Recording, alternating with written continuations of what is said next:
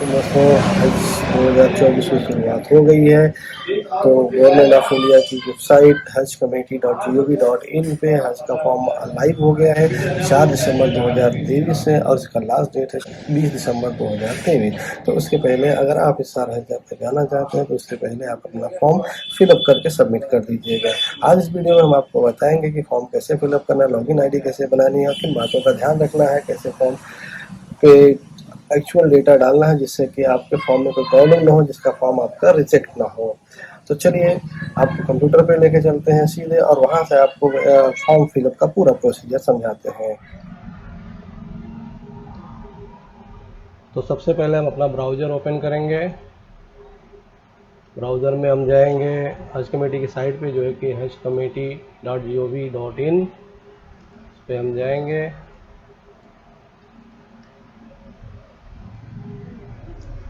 ये site open हो गई है हज कमेटी ऑफ इंडिया। इसमें हम जाएंगे यहाँ पे हज 2024 में। उसमें फिर ये मेनू में सबसे पहले हज पॉलिसी है, फिर गाइडलाइंस है, फिर पिलग्रिम लॉगिन है। तो हम जाएंगे पिलग्रिम लॉगिन पे, क्लिक किया। यहाँ पे हम नया रजिस्टर करेंगे। तो यहाँ पे आपका जो भी XYZ मोबाइल नंबर डालना रहता है, मोबाइल डालेंगे, OTP आएगा, OTP वेरीफाई करना है, आपका ईमेल आईडी डालना है, first name, last name, middle name, फिर एक पासवर्ड सेट करना है। वो पासवर्ड ऐसा रहना चाहिए जो आपको याद रहे। पासवर्ड कंफर्म करना है। फिर आपको स्टेट सेलेक्ट करना है, कौन से स्टेट का है वो स्टेट आपको सेलेक्ट करना है। फिर डिस्ट्रिक्ट सेलेक्ट करना है आपको। ये आपके आगे के हज कमेटी आपको यहाँ इसी से कांटेक्ट करेगी। ये सारे एड्रेसेस वगैरह, ये जो डिटेल्स है वो प्रॉपर आप भरिए। ये आपके प्रोफाइल का डिटेल है। फिर आपको एक कैप्चा डाल देना है। ये केस सेंसिटिव रहता है, कैपिटल है तो कैपिटल, स्मॉल है तो स्मॉल। फिर सबमिट पे क्लिक कर देना है। सबमिट पे क्लिक कर देंगे, आपका डेटा ओके रहेगा तो आपका रजिस्ट्रेशन हो जाएगा। फिर उसके बाद लॉगिन पे जाएंगे। रजिस्ट्रेशन हो गया तो लॉगिन पे जो भी हमने क्रिएट किया है, कैप्चा डालना है, पासवर्ड डालना है। ये हमारा लॉगिन हो गया। लॉगिन होने के बाद सबसे पहले ये कैटेगरी के बारे में पूछता है, कवर हेड का जो डिटेल्स रहता है उसके बारे में।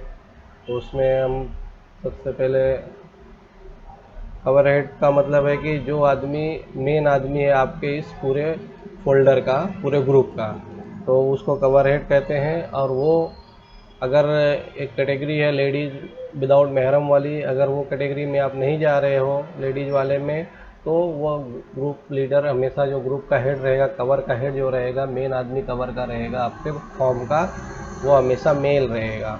तो ध्यान से उसको, जो आदमी इम्पोर्टेंट हो उसके नाम से ये फॉर्म भरने का। तो उसको आप मेल का नाम, यहाँ उसका पासपोर्ट नंबर, फिर प्लेस ऑफ इशू, फिर डेट ऑफ इशू, डेट कब, किस डेट को आपका पासपोर्ट इशू हुआ और किस डेट को एक्सपायर हो रहा है, एक्सपायरी का डेट, ये एज पर पासपोर्ट, ये सारी चीज़ें एज पर पासपोर्ट ही डालना है। फिर आपका फर्स्ट नेम डालना है, मिडिल नेम डालना है, सर नेम डालना है या लास्ट नेम। फिर आपको डेट ऑफ बर्थ फिलअप करना है, एज ऑटोमेटिक कैलकुलेट कर लेगा। फिर प्लेस ऑफ बर्थ एज पर पासपोर्ट जो भी है वो डालना है। जेंडर सेलेक्ट करना है। यहाँ पे देखो अभी जेंडर सिर्फ एक ही आ रहा है, मेल, क्योंकि कवर हेड जो रहता है वो मेल रहता है कंपल्सरली। तो इसके लिए आपको यहाँ मेल ही आएगा। फिर father name, mother name as पर पासपोर्ट डालना है। मैरिटल स्टेटस डालना है, मैरिड है, अनमैरिड है। अगर मैरिड रहेगा तो स्पाउस नेम, पति या पत्नी का नाम, औरत है तो पति का नाम, आदमी है तो पत्नी का नाम यहाँ पूछेगा। तो यहाँ पे डिटेल डालना है वो। और आपको ब्लड ग्रुप आपका जो है वो सेलेक्ट कर लेना है।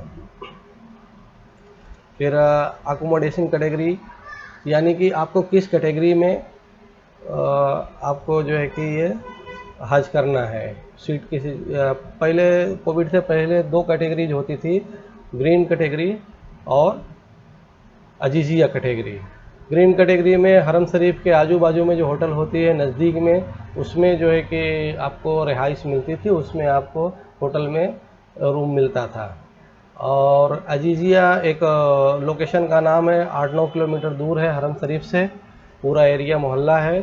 मोस्टली हाजी इंडिया, पाकिस्तान, बांग्लादेश और भी देशों के जो अजीजिया में रुकते हैं, वहाँ पे सारे सिर्फ बिल्डिंग सी बिल्डिंग होटल ही हैं लोगों के हज के लिए, और हज के मौसम में ही वो चालू रहता है। उसके बाद वहाँ पे कोई रहता नहीं है।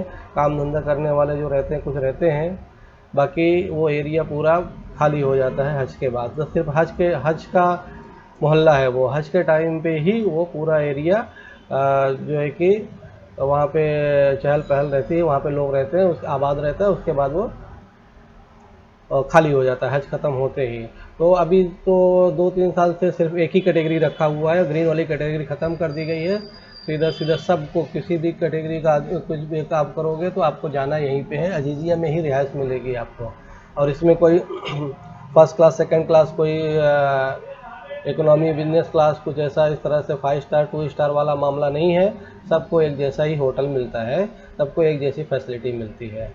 फिर आपको हज कमेटी जो है एक हज गाइड प्रोवाइड करती है आपको। जब लास्ट में हज हाउस में जाओगे आप अपना टिकट वगैरह लेने के लिए, तो वहाँ पे आपको हज गाइड रखा हुआ रहता है, जहाँ से आप एक ले सकते हो या ज़रूरत है 2 ले सकते हो।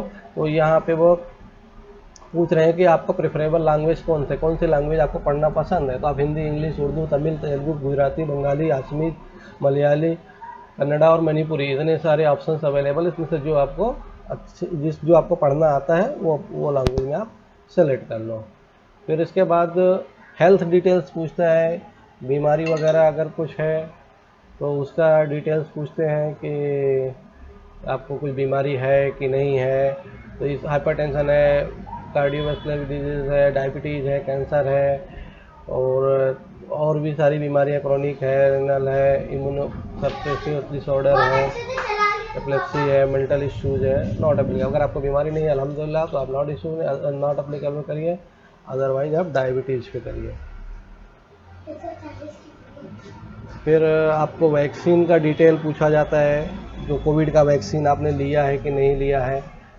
तो अगर कोविड का वैक्सीन लिया है तो यस करो, और कौन सी कंपनी का लिया है और क्या डेट को आपने लिया है, तो वो डेट सेलेक्ट करना है। और डोज 2 भी लिया है कि नहीं लिया, वो भी यस करो, तो उसका भी डेट आपको सेलेक्ट करना है। प्रिकॉशनरी या बूस्टर डोज रहता है, वो आपने लिया है कि नहीं लिया है, वो भी आप यस नो कर सकते हैं। और ये जो कोविड का वैक्सीन का है, अगर आप नो भी यहाँ करते हैं तो भी ये फॉर्म एक्सेप्ट कर लेगा। तो यहाँ पे आपको अपलोड नहीं करना पड़ेगा। लेकिन जब फॉर्म हज कमेटी का कोटा आपको मिल जाएगा कि हाँ आपको हज पे जाना है, पास हो गया है, तो पासपोर्ट, ओरिजिनल पासपोर्ट वगैरह के टाइम पे ये हज कमेटी वाले मांगेंगे आपसे, तो वो टाइम पे जमा कर सकते हैं। फिर इसके बाद आपको एड्रेस लिखना है, अगर सेम एज टू पासपोर्ट है तो यस करना है, और एड्रेस यहाँ पे आपको डाल देना है। स्टेट सेलेक्ट करना है, डिस्ट्रिक्ट सेलेक्ट करना है। फिर उसके बाद जो है कि एम्बार्केशन पॉइंट, मतलब आपको फ़्लाइट कहाँ से लेनी है, ये सबसे इम्पोर्टेंट चीज़ है। तो यहाँ पे जो पॉइंट्स हैं, 7-5 वो पॉइंट्स हैं, वो जो है कि आपको उसमें से सेलेक्ट करना है। उसमें से जैसे कि अभी मुंबई है, हमको मुंबई से जाना है तो मुंबई, और उससे एक और ऑप्शन मांगता है कि अगर यहाँ पे नहीं अवेलेबल होगा तो आपको यहाँ पे कर देंगे। तो अब दूसरा, जैसे लखनऊ, कोचीन, दिल्ली, जहाँ से भी दूसरा अगर आप जा सकते हो तो दूसरा भी ऑप्शन एक आप ज़रूर सेलेक्ट करो। फिर आपका पिन कोड क्या है, मोबाइल नंबर क्या है। सेकंड, एक अल्टरनेट मोबाइल नंबर भी आपको दे के रखना है कि अगर आपका मोबाइल कॉल नहीं लगता है तो हज कमेटी इनसे कॉन्टैक्ट ये नंबर पर कर सकती है। फिर एडिशनल इन्फॉर्मेशन में आपका ऑक्यूपेशन पूछता है कि आपका बिजनेस क्या है, आप क्या हो, प्रोफेशनल हो, डॉक्टर हो, जो भी है। क्वालिफिकेशन पूछता है पढ़ाई लिखाई का, ग्रेजुएट, अंडर ग्रेजुएट, इलिटरेट जो भी है।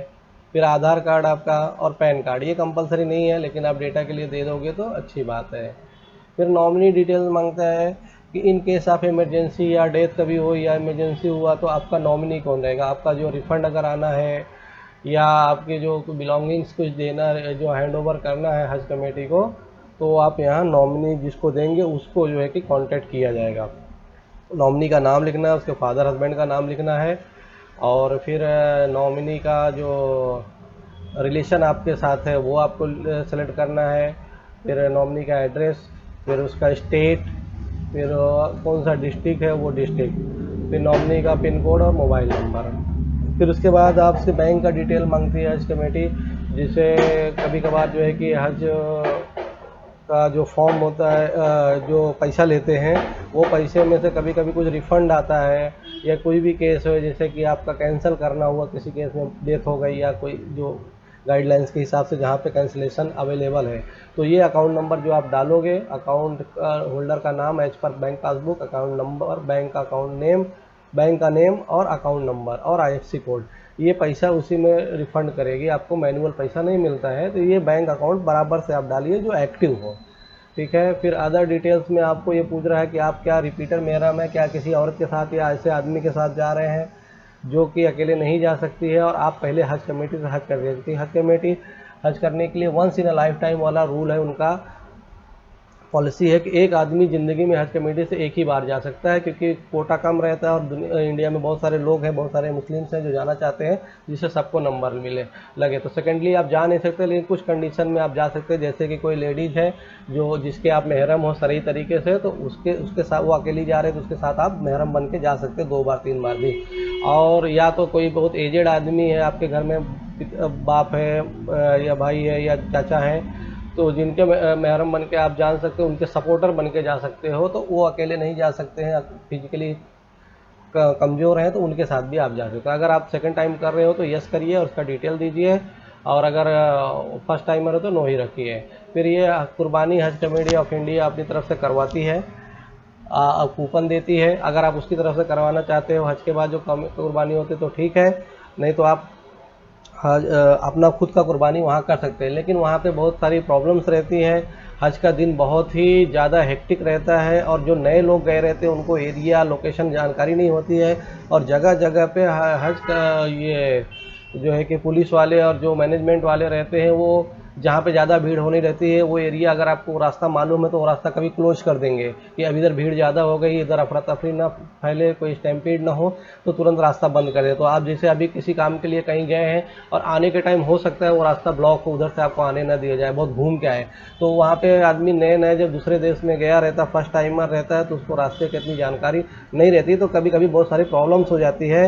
और मीना अरफात मुजदलफा वाला जो रात है, अरफात और मुजदलफा वाला, वो बहुत हेक्टिक रहती है। उस दिन आदमी कब कितने बजे कहाँ से पहुँचेगा उसकी कोई गारंटी नहीं है, तो क्योंकि मेट्रो में टाइम लग जाता है, पैदल आने में टाइम लग जाता है, तो आप कब कंकरी मारेंगे, और कब जो है कि या कुर्बान गाह जो है दूर रहता है, वहाँ आप जा पाएंगे कि नहीं, उस टाइम पे टैक्सीज़ वगैरह भी नहीं चलती हैं इतनी।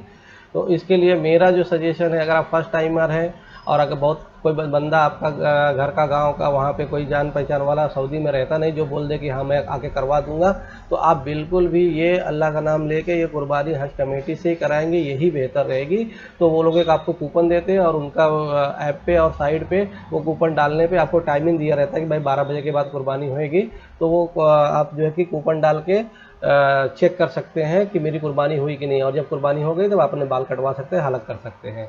तो ये आप अपने हिसाब से देख लीजिए, अगर आपको वहाँ पे फैसिलिटी है और कॉन्फिडेंस है तो आप अपना खुद करिए, नहीं तो हज कमेटी से करवाइए, वो बेहतर है फर्स्ट टाइमर्स के लिए। और जब आप यस करेंगे तो ये हज कमेटी का 10, 12, 15 हज़ार रुपये जो भी है जो कुर्बानी का, वो हज कमेटी आपको इसमें चार्ज कर लेगी। तो ये आप ध्यान से करिए, पैसा देना है वहाँ से कराना है या आप खुद करना है, उसके हिसाब से यस नो करिए।